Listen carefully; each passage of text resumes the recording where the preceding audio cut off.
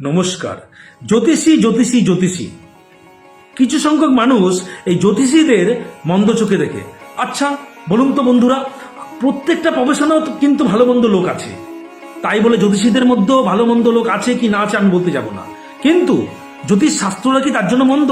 না বন্ধু, যুগ যুগ ধরে এমনকি মহাভারতের যুদ্ধেও এই জ্যোতিষবিদ্যা আনা হয়েছিল মহাভারতের যুদ্ধের ভবিষ্যৎ জানতে।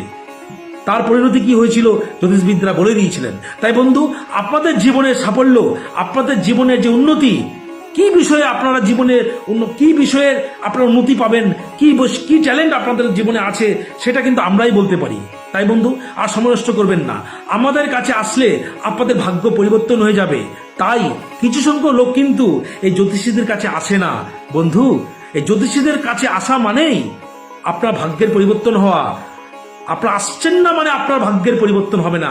তাই জ্যোতিষীদের কাছে আসা মানে ভাগ্যেরও দরকার। তাই বন্ধু, আর সময় নষ্ট করবেন না, আমার স্ক্রিনে যে ফোন নাম্বারটি আছে, আমি সুব্রততে বলছি, সেই ফোন নাম্বারে কল করে আমার সঙ্গে বুকিং করুন। আপনাদের জীবনের সাফল্য অবশ্যই হবে। রাধারানী আপনাদের মঙ্গল করুক। রাধে রাধে।